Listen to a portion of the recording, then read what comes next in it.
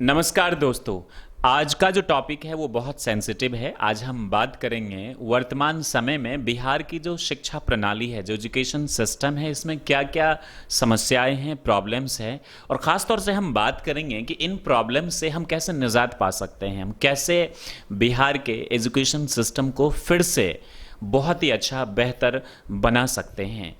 मैंने चूंकि इस शिक्षा को बहुत करीब से देखा है, मैं बिहार बोर्ड हिंदी मीडियम का स्टूडेंट रहा हूँ।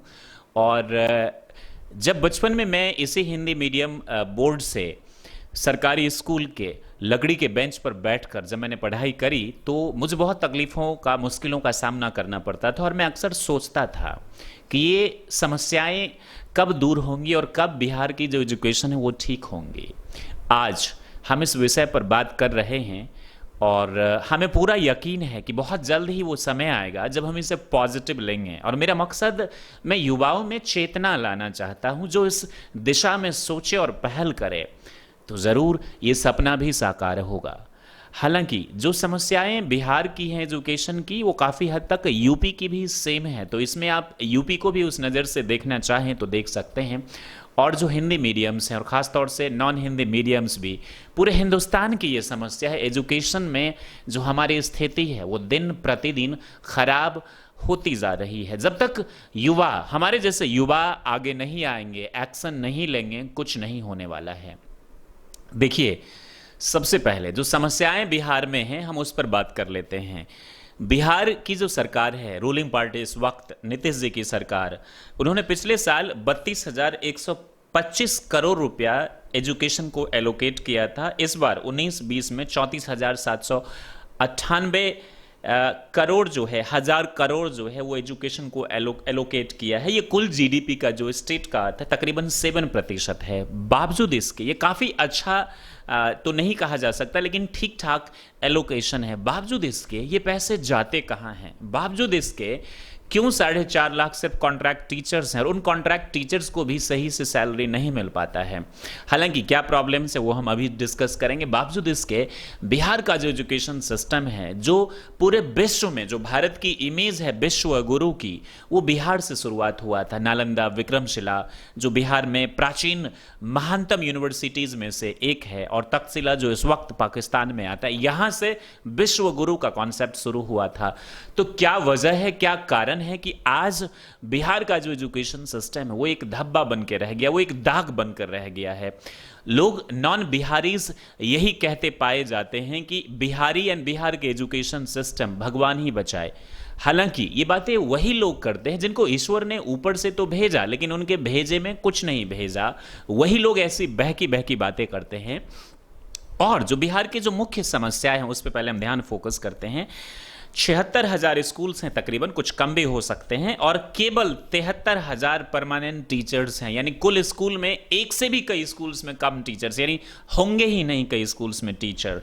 अभी भी केवल पहली क्लास से लेकर 8वीं क्लास तक सरकारी स्कूल्स की बात कर रहा हूं, 2,80,000 टीचर्स की कमी है। हालांकि अब इलेक्शन आने वाला है और मन लुभावन प्रोग्राम्स चालू हो चुके हैं, और मैंने सुना कि 94,000 प्राइमरी टीचर्स की वैकेंसी होगी।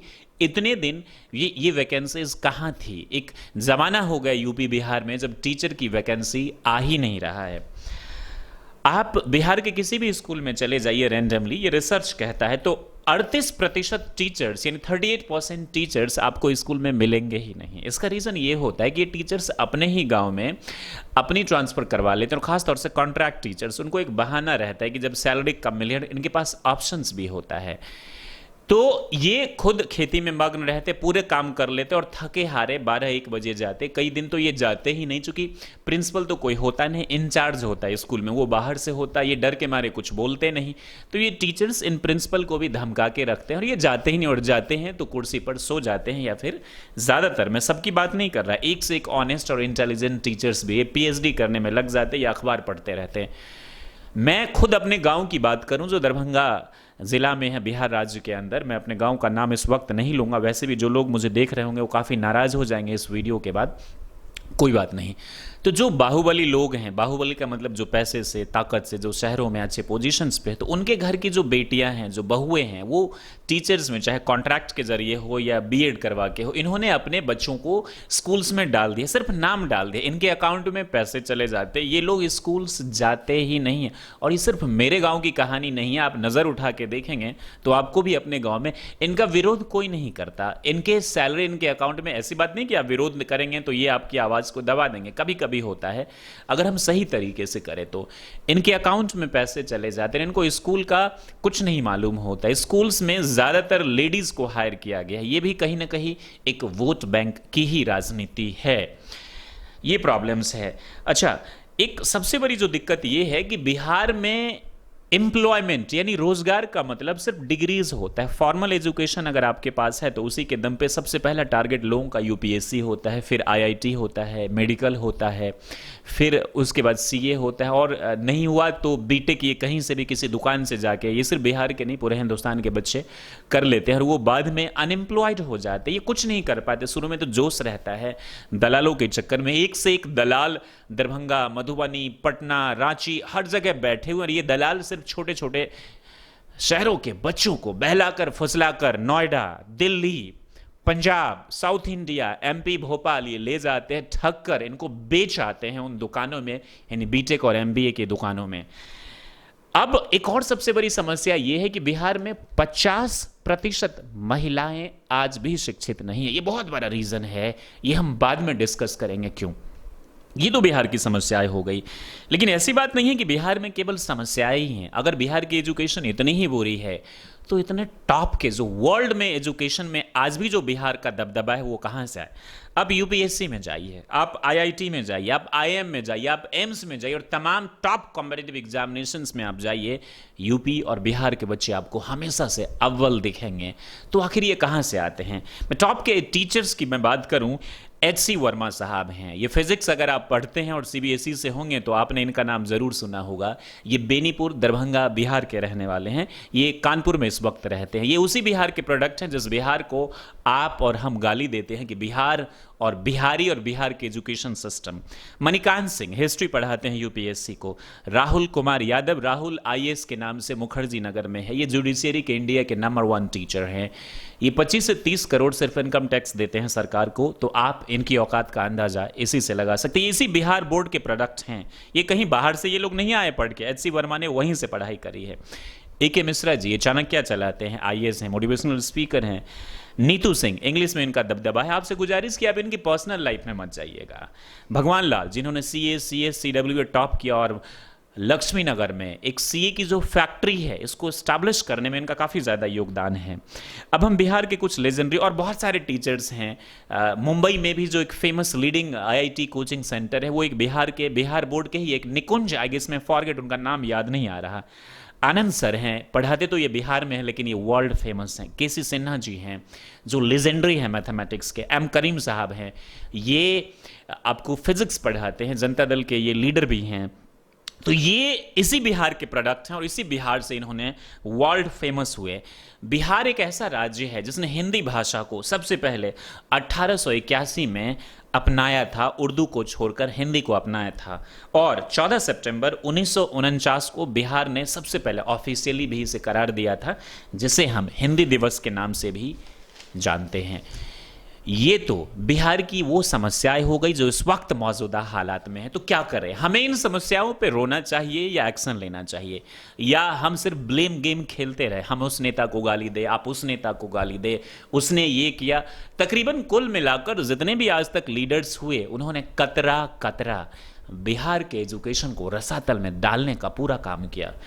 वैसे भी सियासत के बारे में कहा जाता है कि सियासत मुफलिसा पर एहसान करती है, कि सियासत मुफलिसा पर एहसान करती है, आंखें छीन लेती है और चश्मे दान करती है। पहले आंखें छीन लेती है और बाद में चश्मे दान करती है। इन्हें मालूम है कि अगर जनता पढ़ ले तो इनको इनके अधिकार का पता चल जाएगा, और जिस दिन चल गया तो फिर ये जो हम जात धर्म की राजनीति करते हैं, ये जो हम इसकी उसकी राजनीति करते हैं, ये हम कहां से कर पाएंगे। हालांकि दूसरा रूल ये भी कहता है जो चीज टॉप पे आता है वो एक ना एक दिन पतन पे जरूर जाता है। बिहार जिसने विश्व गुरु का कॉन्सेप्ट दिया पूरे विश्व को। हम इतिहास के पन्नों से आचार्य चाणक्य की बात करें या द ग्रेट आर्यभट्ट की बात करें, जिन्होंने बहुत ज़्यादा कंट्रीब्यूट किया, ये उसी बिहार की भूमि से हैं।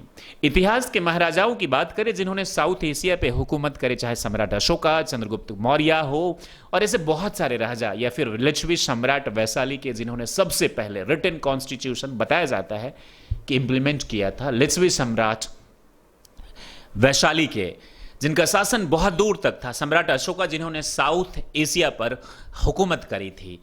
तो जैसे सम्राट अकबर की हम बात करते हैं मॉडर्न इतिहास में, वैसे ही एंशिएंट हिस्ट्री में बहुत ही पुरानी इतिहास की बात करें तो हम सम्राट विक्रमादित्य को नहीं भूल सकते, जो कि उज्जैन एमपी से थे, जिनका साम्राज्य था जिनका, और जिनकी कहानियों को आज काल्पनिक कहानी बताया जाता है।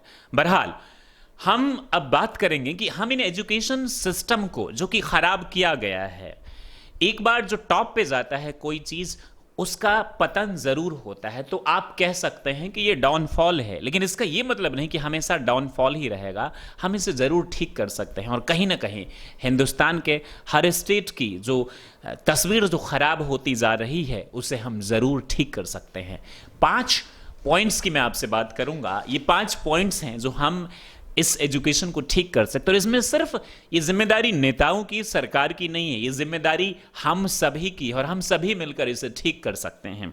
Change the mindset of the people of Bihar means we must have to change our mindset, और we have to educate the girls first. Gandhi ji ने कहा था, अगर आप एक इंसान को पढ़ाते, एक पुरुष को पढ़ाते हैं, तो आप एक पर्सन को पढ़ाते, एक इंसान को पढ़ाते, एक मर्द को पढ़ाते हैं। लेकिन अगर आप एक महिला, एक लड़की को पढ़ाते हैं, तो पूरे परिवार को पढ़ाते हैं। नेपोलियन बोनापार्टे ने कहा था कि आप यदि मुझे अच्छी माताएं देते हैं तो मैं आपको बेस्ट कंट्री दूंगा। If you give me good mother's I will give you the best country. Napoleon Bonaparte from France, 1549 around, जिनसे हिटलर को भी इंस्पिरेशन मिली थी। हालांकि दोनों देश में काफ़ी ज़्यादा टक्कर था, अभी भी काफ़ी ज़्यादा क्लास रहती है फ्रांस एंड जर्मनी में। अच्छा, मैंने आपसे क्यों कहा कि सबसे पहले युवाओं को माइंडसेट करने की ज़रूरत है। मैंने आपसे शुरू में यह भी कहा कि बिहार में, यूपी में एजुकेशन पाने का मकसद नौकरी पाना होता है, और किसी तरह यूपीएससी, आईआईटी, एक चपरासी की भी नौकरी हम पाने को इच्छुक रहते हैं। हमें मालूम ही नहीं होता कि शिक्षा का पर्पस क्या होता है। शिक्षा का पर्पस होता है कि आप अपनी क्षमताओं का इस्तेमाल करके आप अपने देश और समाज को सही कर सकते हैं। अब ऐसी बात नहीं कि बिहार में सारे ऐसे ही लोग हैं। बिहार के ही हैं श्री अनिल अग्रवाल, जो कि लंदन में टॉप 10 में रईस में आते हैं, दुनिया में माइनिंग किंग कहलाते हैं। इनकी बहुत सारी कंपनीज इंडिया में भी है। अनिल अग्रवाल की बहुत अच्छे अच्छे इंडस्ट्रियलिस्ट हैं जो टॉप पे आते हैं। लेकिन जो एक मास पॉपुलेशन है वो ड्रिवन है इस तरफ, जो एजुकेशन का मतलब, एम्प्लॉयमेंट का मतलब सिर्फ ये। तो हमें हमारा माइंडसेट चेंज करना होगा। हमें ये पहले सोचना होगा कि ये काम सिर्फ नेताओं का नहीं, सरकार का नहीं, ये हमारी भी ड्यूटी है। जब हम अपने आप को बदलेंगे, गायत्री परिजन का एक बहुत अच्छा नारा है, हम बदलेंगे तो युग बदलेगा। ये बचपन से मुझे याद है और बहुत अच्छा लगता है। तो बदलाव हमें अपने आप में लाना होगा, अपनी सोच में लाना होगा। अगर ज्यादातर देखा गया है कि युवा कुछ नहीं मिलता है तो पॉलिटिक्स ज्वाइन कर लेते, दरअसल वो पॉलिटिक्स ज्वाइन नहीं करते, वो नेताओं के चमचे बन जाते हैं। इलेक्शन में लठैत मंगवाए जाते हैं, शराब बंटवाए जाते हैं, पॉलिटिक्स करवाई जाती है इन युवाओं से, इनका करियर बर्बाद किया जाता है। ऐसे युवा मेरे गांव में भी, आपके गांव में भी, और हर जगह है। अगर आपको पॉलिटिक्स ही करना है तो आप युवाओं को एक करके एजुकेशन की पहल कीजिए। देश और समाज को, आचार्य चाणक्य ने कहा, आप तभी बदल सकते हैं जब आप देश और समाज के युवाओं की मनोस्थिति को आप बदल सकते हैं। तो ऐसे युवाओं से मेरी अपील है कि आप अपनी मनोदशा को बदलिए, अपने माइंडसेट, अपने एटीट्यूड को बदलिए। ये जो आप काम करते हैं सिर्फ नेताओं के लिए, इलेक्शन में वोट दिलवाते हैं, आप काम देश के लिए कीजिए, आप काम समाज के लिए कीजिए, आप काम राज्य के लिए कीजिए, तब जाकर भला होगा। तो सबसे पहले हमें अपने आप में बदलाव लाना होगा। मैं ईमानदार, कर्तव्यनिष्ठ युवाओं से यह भी अपील करना चाहूंगा, अगर आप ब्रिलियंट हैं तो आप टीचिंग में आए। आप जो देश विदेश में बिहार के लोग हैं, बहुत सारे ऐसे लोग हैं जो कुछ करना चाहते हैं, वो सामने आए, कुछ करिए। हमारी भी प्लानिंग है कि 5 साल के अंदर हम डिसीजन लेंगे और हम बहुत बड़ा एक्शन लेने जा रहे हैं। माई करियर डॉक्टर जो संस्था जिसकी नींव ही इसीलिए रखी गई थी, सिर्फ English A for apple B for ball और इज एम आर पढ़ाने के लिए नहीं, हमने नींव रखी है इसकी समाज में, हिंदुस्तान में, इस देश में, इस समाज में मानवता के लिए कुछ करने की, एजुकेशन में जो हम कर सकते हैं उसे डालने की। और चीज़ों पे, मुद्दों पे मैं बात नहीं करूंगा, पॉलिटिक्स पे बात नहीं हम करेंगे, हम बात करेंगे एजुकेशन की और इसमें सुधार की। तो हमारे युवाओं को माइंडसेट चेंज करने की जरूरत है।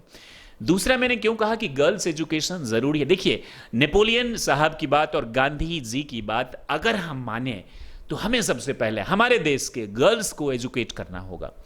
अब मैं ये भी नहीं कह रहा कि कोई लड़का उठे और गांव में जाके बोले कि मैं गांव के सारे लड़कियों को एजुकेट करूंगा, नहीं, ऐसा नहीं हो सकता। आप पर कोई विश्वास नहीं करेगा। मैंने गांव के माहौल को देखा और करना भी नहीं चाहिए। क्यों कोई आप पर विश्वास करेगा? पहले कुछ साबित तो कीजिए। दूसरी चीज, उससे पहले सरकार से अपील कि आप एक स्ट्रिक्ट लॉ बनाएं, किसी भी छेड़छाड़ का मामला, गलत मामला, उसको सख्त से सख्त सजा हो। दूसरी चीज, पेरेंट्स को भी जो अपना स्टीरियोटाइप, जो कंजर्वेटिव माइंड है, उसे बाहर आकर अपनी लड़कियों को पढ़ाइए। क्योंकि एक लड़की पढ़ेगी तो उसका पूरा नस्ल, वो परिवार को चेंज कर सकती है, और अगर एक लड़का पढ़ेगा तो वो बाहर रहता है, उसे तो पढ़ना ही चाहिए। लेकिन उससे पहले, सबसे पहले ये जो रेशियो है, आप देखिए लिटरेसी रेट बिहार का 63.83% है, मेल 70%, फीमेल 53% है। रूरल में तो बहुत हालात खराब है, 43% है, मेल 57% और फीमेल 29% केवल एजुकेटेड है। तो सबसे पहले रूरल एरिया के गर्ल्स को एजुकेट, और ये सिर्फ स्कूल कॉलेज नहीं कर सकता, पहल पेरेंट्स को भी लेना होगा, सामाजिक संस्थाओं को लेना होगा, एनजीओज को लेना होगा ना। ऑफकोर्स सरकार को तो अच्छे अच्छे स्कूल्स तो खुलवाने ही होंगे गांव में, और स्कूल्स तो बहुत खुल गए, अच्छी फैसिलिटीज तो देने ही होंगे। सिर्फ साइकिल देने से और खिचड़ी प्रोग्राम चलवाने से कुछ नहीं होगा। अच्छा, सरकार की भी कोई गलती नहीं है, सरकार तो चला देते हैं प्रोग्राम। ये जो हमारे आपके जैसे लोग जो स्कूल में मठाधीश होते हैं, हम कहाँ कहाँ बात करें मठाधीश की, ये लोग बैठकर पैसे लूट लेते हैं, इनका ध्यान पढ़ाने लिखाने पर नहीं रहता। ज्यादातर टीचर्स का आप 70-60% किसी को मिलता है, किसी को नहीं मिलता है। मेरे ही गांव में जब कभी भी मैं जाता हूं तो मैं स्कूल्स जाता हूं, कॉलेज भी कोशिश करता हूं, 2-3 स्कूल का मुआयना करता हूं, जाता हूं, पढ़ाता हूं, बच्चों से मिलता हूं, टीचर से मिलता हूं। एक टीचर ने मुझसे कहा कि आप कौन होते हैं इसमें आकर बोलने वाले, और हमें, चूंकि वो टीचर टाइम पर स्कूल जा ही नहीं रहे थे, वो स्कूल के बजाय कहीं और थे, तो मैंने उन्हें बताया कि हम कौन होते वो हम आपको बताते हैं। हम वो हैं जो आपकी कुर्सी को यहां बैठे बैठे हिला सकते हैं। हमें सब कुछ पता है कि आप अगर स्कूल नहीं आते हैं तो आपको ठिकाने पे कैसे लाया जाना चाहिए, तब जाकर वो सख्ते में आए।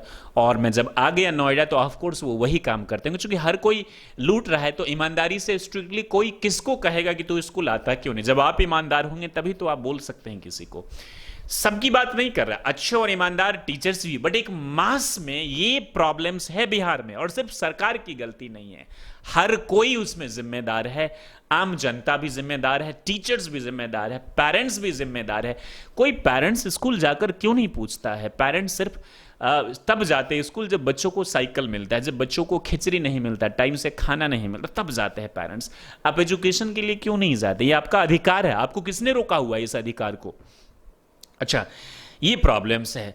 बिहार के सीतामढ़ी में सिंहवाहिनी एक गांव है जहां रीतू जायसवाल एक डीएम की, एक्स डीएम की वाइफ हैं, और उनके पति mister Ranjan Kumar, I guess वो सीवीसी, सिविलेंस कमेटी में भी वो डायरेक्टर रह चुके हैं या होंगे इस वक्त। ये यंग मुखिया हैं और बहुत अच्छे से मेंटेन कर रहे हैं। ऐसे लोगों को भी सामने आना चाहिए। जब ऐसे लोग सामने आएंगे तो लोगों को हौसला मिलेगा और वो और अच्छा करने की कोशिश करेंगे। जैसे कि राजस्थान में मिस राजावत, मैं उनका पहला नाम भूल रहा हूँ, ये एमबीए पास आउट सरपंच हैं, जिन्होंने जो दिल्ली की नंबर 1 कॉलेज है कॉमर्स की, वहाँ से पढ़ाई करके पुणे से एमबीए किया, और बहुत ज़बरदस्त इनको दुनिया की नॉलेज, उन्होंने अपने गांव को चुना, सरपंच है और अपने गांव की ये सेवा कर रहे हैं। तो ऐसे लोगों को भी सामने आना चाहिए। तो जब हम लड़कियों को एजुकेट करेंगे तो अपने आप सिस्टम जो है वो एजुकेट धीरे धीरे धीरे धीरे धीरे धीरे माइंडसेट के बाद ये क्या होगा, होने लगेगा। Point number 2, independent committee for education. अब देखिए, इंडिपेंडेंट कमिटी ज़्यादातर क्या होता है कि कमिटीज़ में ब्यूरोक्रेट्स यानी आईएएस के लोग होते हैं। ठीक है, अच्छी बात है, लेकिन हर जगह एक ही दिमाग अप्लाई करना ठीक नहीं रहेगा। आप आईएएस को भी लीजिए, अच्छे एक्सपर्ट्स को, जैसे कि सीमा बंसल हैं, ये हरियाणा से हैं और इंडियन एजुकेशन सिस्टम में काफ़ी ज़्यादा इन्होंने कंट्रीब्यूट किया हुआ है। हरियाणा की जो सिचुएशन थी काफ़ी इंप्रूव इन्होंने किया है। तो ऐसे और बहुत समाज में लोग हैं, ऐसे लोगों को आप कंट्रीब्यूट कीजिए। आप ये जो एक पैटर्न बना हुआ है कि वही जो मेरे दादाजी ने चीज़ें पढ़ी मैं पढ़ रहा हूँ, मेरे पापा ने पढ़ा, मेरे आने वाले बच्चे भी पढ़ेंगे, आप भी पढ़ रहे हैं, आपके बच्चे भी पढ़ेंगे, ये चीज़ें चेंज होनी चाहिए। वो कमेटी का काम होगा पूरा। कितने स्कूल्स हैं, वो एक प्लानिंग, एक इंडिपेंडेंट जैसे प्राइवेट में होता है वैसे ये सरकार की पूरी जिम्मेदारी है। ये चीज़ें होनी चाहिए कि भाई वो प्लान करे, और हर चीज़ में आईएएस को ही हमें नहीं डाल देना चाहिए। ऑफ कोर्स उन्हें लेना चाहिए, उनके पास बहुत एक्सपीरियंस होता है। तो ऐसे लोगों को जब हम लाएंगे इसमें तो ज़्यादा बेटर होगा। वो उन्हें पता होगा कहाँ टीचर्स चाहिए, कहाँ नहीं चाहिए, कैसे इंप्लीमेंट करना है, कैसे पढ़ाना है, इसकी ये भी जिम्मेदारी रहेगी। टीचर्स ट्रेनिंग की अच्छी कंट्रीज़ में भेजे जहाँ की एजुकेशन बेहतर है, इनको ट्रेन करे, प्रॉपर भेजे। आपको नॉलेज के साथ पढ़ाना कैसे ये भी आना चाहिए। तो ये पूरी जिम्मेदारी इस कमेटी की होनी चाहिए, तो ज़्यादा बेहतर होगा। तीसरा point, qualified teachers and principles. देखिए, एक ज़माना हो गया जब मैं भी पढ़ रहा था। 2002 में मैंने 10th किया है बिहार बोर्ड से, 4 में मैंने 12th किया, 8 में मैंने एक साल ड्रॉप किया था, मैंने ग्रेजुएट में हुआ हूँ। तो उस टाइम में भी हेडमास्टर नहीं थे। एक किसी टीचर को उठा के इंचार्ज बना दिया, बाहर का भी काम वही कर रहे हैं, पोलियो अभियान में भी वही जा रहे हैं। तो हर एक जगह प्रिंसिपल तो होने ही चाहिए। बर्डन आ रहा है अननेसेसरली जो टीचर्स हैं। अब देखिए, सबसे बड़ी प्रॉब्लम ये है कि बिहार में ये तो हर जगह है, गवर्नमेंट से ही तो सीख कर कॉन्ट्रैक्चुअल का जो प्राइवेट वालों ने जो ड्रामा खड़ा किया हुआ है लेबर को परेशान करने के लिए। 5.5 लाख कॉन्ट्रैक्ट टीचर्स हैं। इनकी सैलरी 2002 में जब मैं पढ़ता था तो 1500 2000 थी, अभी 18,000 से 29,000 हुई है। परमानेंट टीचर्स की 60,000 से 90,000 है। भाई, एक जगह आप इतने दे रहे हैं, दूसरी जगह आप इतने दे रहे हैं, तो सामने वाले को तो इन्फीरियर कॉम्प्लेक्शन फील तो होगा ही। कैसे उन्हें अच्छा लगेगा? ऐसा था तो आप इन्हें हायर ही नहीं करते। जब आपने हायर कर लिया है तो आप दीजिए इनको सैलरी ठीक से। इसी के लिए काफ़ी ज़्यादा स्ट्राइक भी हुए, धरना प्रदर्शन। बताया जाता है रिपोर्ट की कि 45 टीचर की भी जान चली गई। कौन है इसका जिम्मेदार? अच्छा, कॉन्ट्रैक्चुअल टीचर्स की भी जब हायरिंग हो रही थी तो इन्होंने रिजर्वेशन की वजह से, जो कि एक कर्ज है, रिजर्वेशन आप एजुकेशन मेडिकल में तो लाना ही नहीं चाहिए। इसमें वही आए जो टैलेंटेड लोग हैं। आप ऐसे फील्ड में दीजिए ना, किसी ऑफिस में आप बिठा दीजिए जहां पे ज़्यादा काम नहीं है इन चीज़ों का। मैं ये नहीं कह रहा कि रिजर्वेशन कैटेगरी वाले लोग टैलेंटेड नहीं हो सकते, कोई भी हो सकता है, कहीं से भी हो सकता है। लेकिन आप कम मार्क्स या फिर कम नॉलेज के बिहाफ पे किसी को प्रमोट करके आगे मत बिठाइए। अगर ऐसा होगा तो सिस्टम पैरालाइज्ड होगा, फिर उस सिस्टम पे हर कोई थू थू करेगा। और हो रहा है हमारे इंडिया की थू थू हर जगह।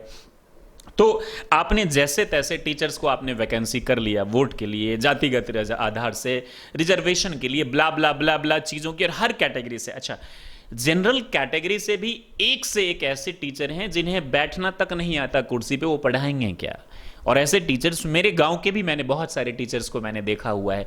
तो पढ़ाने के लिए कोई भी अच्छे और महान टीचर्स हो सकते हैं, इसका किसी जात और धर्म से कोई लेना देना नहीं है।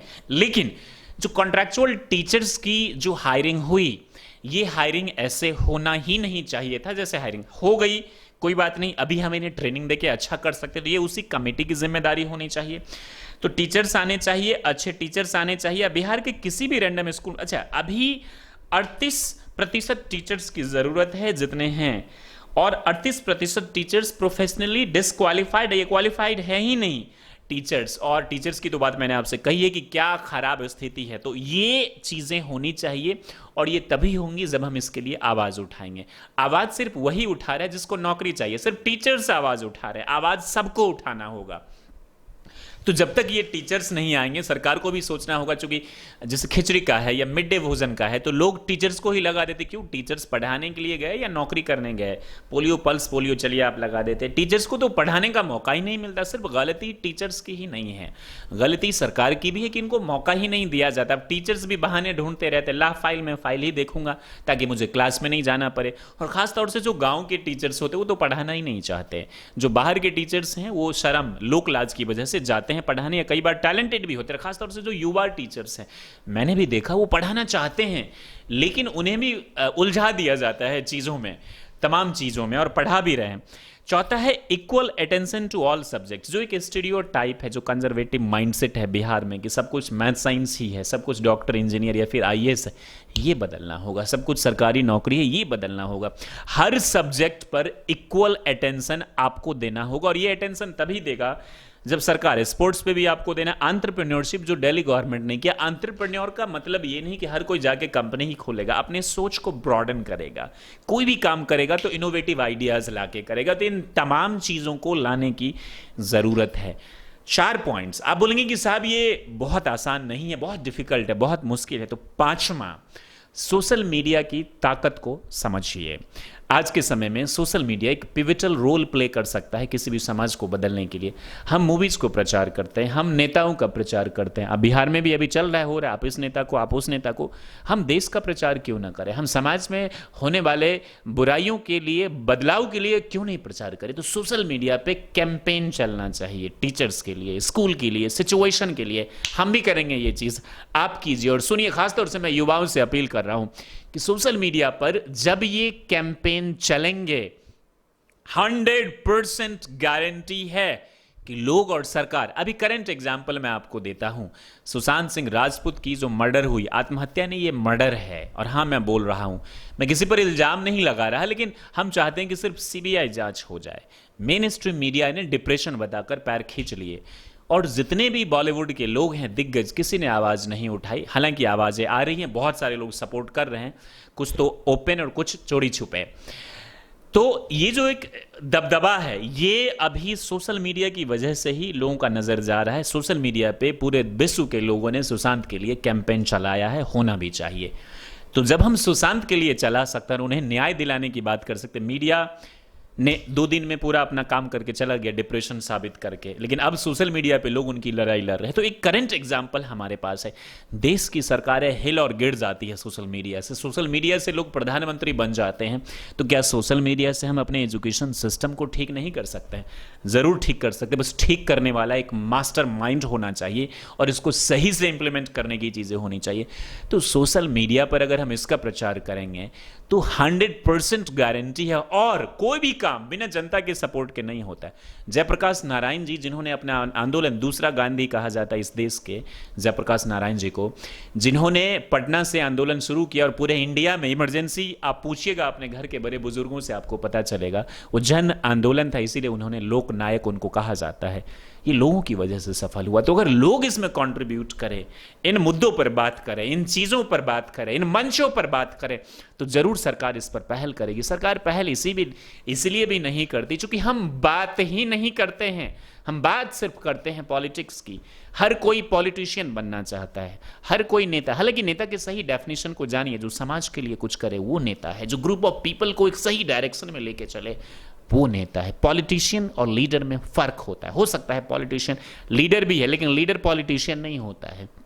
और अंत में मेरी युवाओं से अपील है कि अब जागने का वक्त आ चुका है। देखिए, 10 करोड़ आबादी है बिहार की, 38 डिस्ट्रिक्ट्स हैं, 101 सब डिविजन्स हैं और ब्लॉक 534 हैं, पंचायत 8,406 हैं, 8500 हम मान के चलते हैं। 8500 पंचायत समझिए, जिसमें कई गांव होते एक पंचायत में, और गांव है 45,103। हमें कम से कम 8500 या 10,000 युवाओं की जरूरत है। तैयार रहिएगा, इस चीज को सोचिए। अब जब तक क्रांति नहीं आएगा, जैसे दूसरे गांधी इस देश के जयप्रकाश नारायण जी ने 1980, 1970 और 80s में लाया था, और उस वक्त के तात्कालिक सरकार की सिंहासन हिल गई थी। रामधारी सिंह दिनकर जी ने लिखा था कि सिंहासन खाली करो कि जनता आती है। वक्त आ चुका है, देर सवेर अभी नहीं, लेकिन हम करेंगे इसके लिए जरूर कुछ। और ये तभी संभव होगा जब हम आम जनता और खासतौर से युवा अपनी एनर्जी, अपनी सोच का इस्तेमाल सही डायरेक्शन में करें, तभी इस देश का कुछ हो सकता है। मैं इस पंचायत का जिक्र इसीलिए कर रहा हूं कि एक युवा अगर हर एक पंचायत से आ जाए, जो ईमानदार, कर्मठ, जो पॉलिटिक्स में इन्वॉल्व नहीं हो, आ जाए, तो वो अपनी पंचायत की तस्वीर और तासीर को बदल सकता है। जो बाहर में लोग रह रहे हैं बिहार के, वो भी चाह रहे हैं कि बिहार की स्थिति खराब हो। कब तक बिहार इस बदनामी को ढोता रहेगा? कब तक बिहार, जिसने विश्व गुरु का कॉन्सेप्ट दिया, जिसने तमाम इंटेलेक्चुअल लोगों को दिया, कब तक उस बदनामी को झेलता रहेगा? तो ये जात और धर्म की बात नहीं है, ये बात समाज की है, ये बात बिहार की है और ये बात बिहार के गौरव की है। तो हर पंचायत से एक कर्मठ युवा जरूर होना चाहिए। हम बिहार को ना बदले, अपने पंचायत को ही बदले, या फिर 45-50 हजार युवा क्यों नहीं हो सकते हैं, 100% हो सकते हैं। अपने गांव की जिम्मेदारी ले ले बिहार और बदल जाएगा। और जब बिहार बदलेगा तो हिंदुस्तान की भी तस्वीर बदलेगी और भारत फिर से विश्व गुरु हो जाएगा। हम सबसे पहले हिंदुस्तानी हैं और हिंदुस्तानी होने पर हमें फक्र महसूस होता है। हम गौरव से कहते हैं भारत माता की जय, हिंदुस्तान की जय। जय था, है और हमेशा के लिए रहेगा और हम रहेंगे। लेकिन अब वक्त आ चुका है कि हम अपने देश के लिए अगर कुछ करना चाहते हैं तो हमें अपने देश के लिए तन मन धन से, नेताओं के लिए नहीं, देश के लिए, एजुकेशन के लिए कुछ ना कुछ जरूर करना होगा। मेरा इस वीडियो को बनाने का मकसद किसी की भावनाओं को ठेस पहुंचाने का नहीं था, किसी जाति, धर्म या समुदाय को ठेस पहुंचाने का नहीं था। फिर भी यदि आप मुझे किसी भी प्रकार की कोई बात कहना चाहें, लिखना चाहें, कमेंट्स में आप लिख सकते हैं, सजेशन दे सकते हैं। अच्छे लोग जो बदलाव लाना चाहते हैं समाज में, वो हिंदुस्तान के किसी भी कोने से हैं, आप साथ आ सकते हैं। साथ मिलकर अगर हम काम करेंगे तो ये बहुत ही बेहतर होगा। इसे किसी भी पॉलिटिकल एंगल से भगवान के लिए मत देखिएगा। आप सबों का इस लंबी वीडियो को देखने के लिए बहुत बहुत शुक्रिया। आपका समय शुभ हो। Stay happy and be the best. जय हिंद, जय भारत।